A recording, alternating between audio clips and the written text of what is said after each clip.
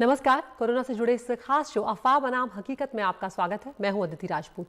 Corona के खिलाफ जंग में सबसे बड़ा हथियार अगर कुछ है तो वो वैक्सीन है। हमारे देश में करीब 105 करोड़ के आसपास वैक्सीन लग चुकी है, लेकिन सबसे बड़ी दिक्कत ये है कि भारत बायोटेक की कोवैक्सीन को अब तक मंजूरी नहीं मिली है WHO से। वैसे कई देशों ने अपने स्तर पर मान्यता दे रखी है कोवैक्सीन को, और आज ही ये खबर भी आई है कुछ देर पहले ही कि ऑस्ट्रेलिया ने भी कोवैक्सीन को मंजूरी दे दी है। लेकिन WHO ने पिछली बैठक में और जानकारी मांगी है और अब 3 नवंबर को अगली बैठक होगी, तब उसमें तय किया जाएगा कि जब प्रधानमंत्री ने इस बात की अब पैरवी कर दी है और ज़्यादा G20 में, तो क्या WHO अब इस बार 3 नवंबर को इसे मंजूरी देगा। इस पर खास नजर रहेगी। हमारे साथ जुड़ रहे हैं खास मेहमान डॉक्टर समीर भाटी हैं, सदस्य हैं वैक्सीन अवेयरनेस कैंपेन कमेटी के और डायरेक्टर हैं स्टार इमेजिन पैथ लैब की। डॉक्टर समीर, बहुत शुक्रिया आपका हमसे जुड़ने के लिए। सरल भाषा में डॉक्टर समीर अगर बात की जाए तो सबसे पहले लोगों को यही जानना होता है कि या तो इसे मंजूरी दी जाए, क्योंकि लगातार एक के बाद एक हमारे देश में वैक्सीन तो हर दिन लगते ही जा रहे हैं हजारों लाखों लोगों को। ऐसे में अगर आप मंजूरी नहीं दे रहे हैं तो या फिर आप लोग रोक लगाएं। आप रोक भी नहीं लगा रहे हैं, वैक्सीन लगती जा रही है और आप उसे मंजूरी भी नहीं दे रही है, तो ये सवाल कहीं ना कहीं परेशान करता है लोगों को। जी जी, बिल्कुल। देखिए, जिस तरह से हम देख रहे हैं कि कोवैक्सीन को इमरजेंसी यूज ऑथराइजेशन इंडिया में मिलने के बाद वैक्सीन की प्रक्रिया चल रही है और लगभग 12 करोड़ के करीब डोजेज लग चुकी है, जिसका रियल टाइम जो डेटाबेस आया है उसमें उसकी एफिकेसी और इम्यूनोजेनिसिटी सब कुछ देखा गया है, सेफ्टी देखी गई है। बट अब यहाँ पर सवाल आता है WHO का जो ये प्रक्रिया लग रहा है, जो समय लग रहा है इसका EUL के लिए, इमरजेंसी यूज लिस्टिंग के लिए।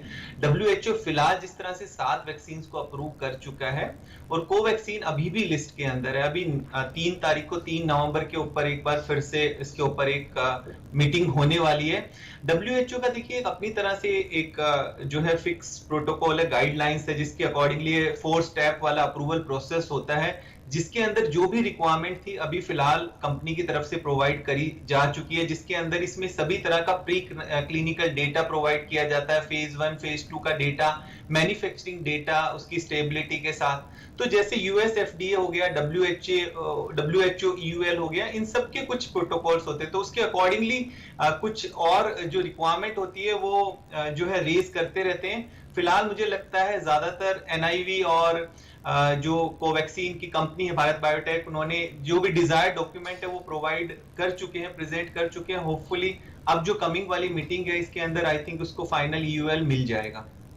डॉक्टर भाटी, यहाँ पर आपके पास मैं आना चाहूंगी, आप इसे किस तरह से देख रहे हैं, क्योंकि कई बार WHO पर भी सवाल उठ चुके हैं, ये हम सब जानते हैं। ऐसे में कि कई सवाल ऐसे भी उठते हैं कि उनकी मंशा पर भी सवाल उठाए जा रहे हैं, क्योंकि वैक्सीन तो भारत लगातार लगा ही रहा है और दूसरे देशों में भी लग रहे हैं।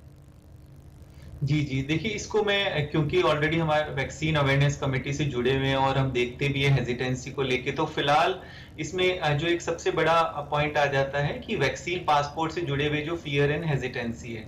अगर हम वैसे देखें तो भारत बायोटेक की वाली वैक्सीन ऑलरेडी 11 देशों के अंदर 11 कंट्रीज को इस्तेमाल कर रही है और हमारा जो एफिकेसी एंड ऑथेंटिसिटी वाला वो सारा डेटा भी हमारे पास अवेलेबल है। बट जब तक हम बात कर रहे हैं कि हमें इसका ग्लोबल यूज भी बढ़ाना है, वो तब तक नहीं बढ़ पाएगा जब तक इसको फाइनली WHO से इमरजेंसी यूज लाइसेंसिंग नहीं मिलेगा। तो फिलहाल ये सारी कैंपेन रुक जाती है। और इसके अलावा आप ये भी देखिए, कोवैक्सीन जो भारत बायोटेक की वैक्सीन है, ऑलरेडी बच्चों के लिए भी अभी इसको जो है आपकी सब्जेक्ट एक्सपर्ट कमेटी ने गो हेड कर दिया और अभी फाइनली DCGI से 2 से 18 साल वालों के लिए अप्रूवल मिल जाना है और बाकी वो नेजल वैक्सीन पे भी काम कर रही है। तो बहुत सारी जो आपकी जो चीजें हैं ये इससे जुड़ी हुई हैं। तो मुझे लगता है कि फिलहाल अगर ये जितना डिले होगा इसके फाइनल इमरजेंसी यूज लिस्टिंग में, तो उतना ही ज्यादा ये सब चीजों पे, सारी कैंपेन्स पे, हर चीजों पे जो है इसका असर पड़ेगा। बिल्कुल। और यहाँ पर डॉक्टर भाटी एक और पहलू इसका ये भी है कि सभी ने जो लॉकडाउन झेला या सभी ने आर्थिक मार जो है तमाम देशों ने झेली, और अगर आर्थिक गतिविधियों को बढ़ावा देना है तो कहीं ना कहीं हमें ये जो ट्रैवल बैन है ये भी हटाना होगा, और उसके लिए जरूरी है कि हमें ये मंजूरी मिले। बिल्कुल बिल्कुल। देखिए, इसके साथ साथ ट्रैवल बैन के साथ जो सबसे बड़ा इसमें चैलेंज आता है कि उनके ऊपर सभी तरह के जो क्वारंटाइन वाले प्रोटोकॉल है वो लागू होंगे। वो कहीं ना कहीं हम बात करें हमारे स्टूडेंट्स की और बिजनेस पर्पसेस के लिए जिस तरह से फ्रीक्वेंट ट्रैवल होता है, तो अगर क्वारंटाइन पॉलिसी उनके लिए अप्लाई होगी तो उनके लिए काफी ज्यादा मुश्किल होगा, और वो भी उनको अपनी कॉस्ट के ऊपर, अपने खुद के खर्चे के ऊपर।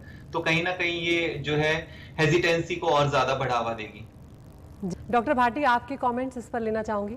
जी, जी, बिल्कुल देखिए रियल टाइम डेटाबेस जो हम देख भी रहे हैं और लगभग 12 करोड़ के करीब डोज़ेज़ उसकी लग भी चुकी है और लगभग 6 करोड़ के करीब डबल डोज़ लग चुकी है। तो हमने देखा भी इवन सेकंड डोज़ के अंदर भी जिनको लगी थी हमारे हेल्थ केयर वर्कर्स को भी, तो एफिकेसी के अंदर और सेफ्टी के अंदर तो किसी तरह की कोई हमने रियल टाइम डेटाबेस के अंदर इस तरह की नहीं देखी गई है।